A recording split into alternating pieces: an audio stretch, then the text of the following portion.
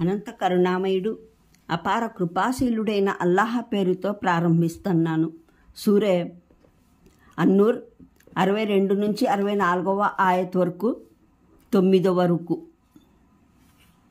విశ్వసించిన వారంటే అసలు వీరే అల్లాహను ఆయన సందేశహరుణ్ణి మనఃపూర్వకంగా విశ్వసించేవారు. ఏదైనా సామూహిక కార్యనిర్వహణలో దైవ సందేశహరునితో పాటు నిమగ్నులై ఉన్నప్పుడు ఆయన అనుమతి లేనిదే ఎటూ వెళ్ళని వారు. ఎవరైతే నిన్ను అనుమతి కొరకు ఆర్థిస్తారో వారే అల్లాహను ప్రవక్తను విశ్వసించేవారు. కనుక వారు తమకు ఏదైనా పనిబడి అనుమతి కోరినప్పుడు నీవు సముచితమని తలిచిన వారిని అనుమతించు. ఇలాంటి వారి కొరకు అల్లాహ సన్నిధిలో క్షమాభిక్షను వేడుకుంటూ ఉండు. అల్లాహ నిశ్చయంగా క్షమాశీలి దయాగుని. ముస్లింలులారా, మీ మధ్యన దైవ సందేశహరుని పిలుపును మీలో వండక్రి మధ్య పిలుపులా తలచకండి. మీరు వండకరి మధ్య పిలుపులా తలంచకండి. అల్లాహకు బాగా తెలుసు మీలో ఎవరెవరు ఒకరినొకరు ఆసరాగా చేసుకొని నెమ్మదిగా జారుకుంటూ ఉంటారు. దైవ సందేశహరుని ఆదేశాన్ని ఉల్లంఘించేవారు భయపడాలి. వారు ఏదైనా పరీక్షా ఉపద్రవంలో చిక్కుకుంటారేమోనని, లేదా వారికి ఏదైనా వ్యధాభరితమైన విపత్తు అకస్మాత్తుగా మూడుతుందేమోనని. బాగా తెలుసుకోండి, ఆకాశాలలోనూ భూమిలోనూ ఉన్నదంతా అల్లాహకు చెందినదే. మీరు ఏ వైఖరిని అవలంబించినా అల్లాహకు అది బాగా తెలుసు. ఏ రోజైతే జనం ఆయన వైపునకు మరులుతారో ఆనాడు ఆయన వారికి తేటతెల్లం చేస్తాడు. వారు ఏమేమి చేసి వచ్చారో ఆయనకు ప్రతి విషయము తెలిసినదే. 95వ వివరణ. ఇక్కడ ప్రస్తావించిన బంధువుల పేర్లలో సంతానం ప్రస్తావన లేదు. మనిషికి ఉన్న సంతానం ఇల్లు కూడా తన ఇల్లే గనుక. మిత్రులంటే ఒక విషయం గుర్తుంచుకోవాలి. ఇక్కడ సన్నిహిత మిత్రులని, మొగమాటం లేని ఆప్తమిత్రులని అర్థం. వారు లేనప్పుడు మిత్రులు వారి ఇంట ఏమి కాజేసినా వారికి అయిష్టం కాకపోవడం, అలా ఉంచి పైగా సంతోషం కలుగుతుంది. అటువంటి మిత్రులే ఇక్కడ నిర్దేశించబడ్డారు. ప్రాచీన కాలపు అరేబియా వాసులలో కొన్ని తెగల సంప్రదాయం ప్రకారం ప్రతి ఒక్కరూ వేరువేరుగా భోజనం పెట్టుకొని తినేవారు. వారంతా కలిసి ఒకే చోట తినడాన్ని సభ్యత కాదనుకునేవారు. నేటికి హైందవ సమాజంలో వేరువేరుగా తినడానికే సంస్కారవంతమైన విధానంగా భావిస్తారు. దీనికి భిన్నంగా కొన్ని తెగలు ఒంటరిగా తినడాన్ని సభ్యత కాదనుకునేవారు. కడుకు తోడుగా తినడానికి ఎవరూ లేకపోతే పస్తులుండిపోయేవారు. ఈ ఆయత్ ఎటువంటి ప్రతిబంధనాలన్నింటినీ తెంచడానికే ఉద్దేశించబడింది. ముస్లిం సముదాయంలో క్రమశిక్షణను మునుపటి కన్నా అధికంగా కట్టుదిట్టం చేయడానికి ఉద్దేశించిన చివరి నిర్దేశాలు ఇవి. ఈ ఆదేశమే ప్రవక్త మహనీయుల తరువాత ఆయన స్థానంలో వచ్చిన వారికి, ఇస్లామీయ వ్యవస్థ నాయకులకు వర్తిస్తుంది. ఏదైనా సామూహిక ధ్యేయం కొరకు ముస్లింలను సమావేశపరిచినప్పుడు, అది యుద్ధ పరిస్థితి అయినా శాంతియుత పరిస్థితి అయినా, ఎట్టి పరిస్థితుల్లోనూ వారు నాయకుని అనుమతి లేకుండా తిరిగి వెళ్ళిపోవడం లేదా చెదిరిపోవడం వారికి ధర్మసమ్మతం కాదు. ఇందులో మందలింపు ఉంది. ఏదైనా వాస్తవ అవసరం లేకుండా అనుమతిని కోరడం అసలే అధర్మం. అనుమతి కోరడం ధర్మబద్ధమయ్యే స్థితి ఒక్కటే. వెలికిపోవడానికి ఏదైనా వాస్తవ ఆవశ్యకత ఏర్పడాలి. అవసరం ఏదో తెలిపిన తర్వాత కూడా అనుమతినివ్వడమో ఇవ్వకపోవడమో ప్రవక్త తర్వాత సంస్థాగత నాయకుని ఇష్టంపైన ఆధారపడి ఉంది.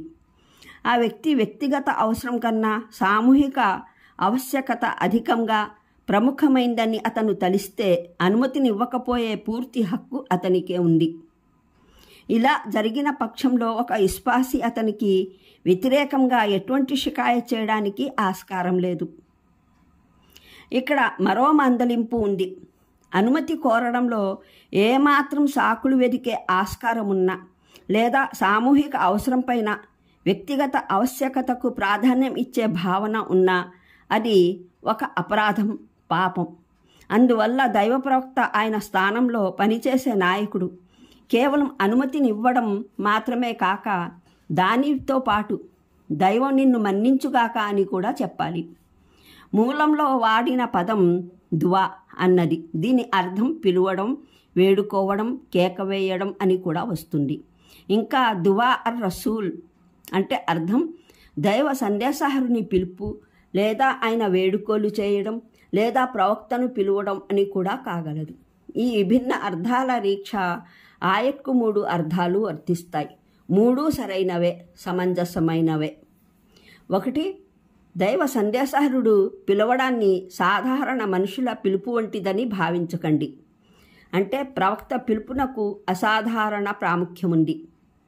ఇతరులు పిలిచినప్పుడు మీరు సమాధానం ఇవ్వకపోతే అది మీ ఇష్టం. కానీ ప్రవక్త పిలిచినప్పుడు మీరు వెళ్ళకపోయినా, లేదా హృదయంలో ఏమాత్రం అయిష్టాతానుభూతి కలిగినా అది ఈమాన్ విశ్వాసానికి ప్రమాదకరం. 2. దైవ సందేశహరుని దువా, దైవ సన్నిధిలో వేడుకోలును సాధారణ మనుషుల దువాగా భావించకండి. ఆయన మీ పట్ల సంతుష్టుడై మీ కొరకు ప్రార్థన చేస్తే, ఆశీర్దిస్తే అంతకన్నా సౌభాగ్యం ఏదీ లేదు. ఆయన ఆగ్రహించి శపిస్తే మీకు అంతకన్నా దౌర్భాగ్యం లేదు. 3. దైవ ప్రవక్తను పిలవడం సాధారణ మనుషులను పిలవడం వంటిది కారాదు. అంటే మీరు సాధారణ మనుషులను వారి పేరు పెట్టి ఎలుగెత్తి ఎలా పిలుస్తారో అదే విధంగా దైవ సందేశహరుని పిలవకండి. ఈ వ్యవహారంలో ఆయన పట్ల అత్యంత మర్యాదపూర్వకంగా వ్యవహరించాలి. ఏమాత్రం అమర్యాద జరిగినా దైవం సమక్షంలో ఆయన పట్టు నుండి తప్పించుకోలేరు. ఈ 3 భావాలు అర్థాన్ని బట్టి సరైనవే. అయినప్పటికీ ఖురాన్ పదాలు మూటికి వర్తించేవే. అయినప్పటికీ తరువాతి విషయాన్ని బట్టి మొదటి అర్థమే సరిగ్గా అతుకుతుంది. ఇది మునాఫికుల, కపటుల మరో చిహ్నం. ఇస్లాం సామూహిక సేవకు పిలుపునిచ్చినప్పుడు వారు రావడానికి వచ్చేస్తారు. ఎందుకంటే ఏదో కారణం వల్ల వారు ముస్లింలతో కలిసి ఉండాలని కోరుకుంటారు. కానీ నిజానికి ఇలా హాజరవడం వారికి ఎంత మాత్రం ఇష్టం ఉండదు. ఏ విధంగానైనా సరే మెల్లిగా, గోప్యంగా పారిపోతారు. మూలంలోని పదం ఫిత్నా, ఉపద్రవ, పరీక్షకు అర్థం. ఇక్కడ దుర్మార్గుల ఆధిక్యత, వారి పాలన అని ఇమాం జాఫర్ సాదిక్ రజియల్లాహ్ అభిప్రాయపడ్డారు. అంటే ముస్లింలు దైవ ప్రవక్త సల్లల్లాహు అలైహి వసల్లం ఆదేశాలను పాటించకపోతే, వాటిని ఉల్లంఘిస్తే వారిపైన దుర్మార్గులు, దుష్టులు పాలకులుగా మోపబడతారు. ఫిత్నా అంటే ఇది రూపం కావచ్చు, ఇంకా ఇతర విధాలైన రూపాలు కూడా సాధ్యమే.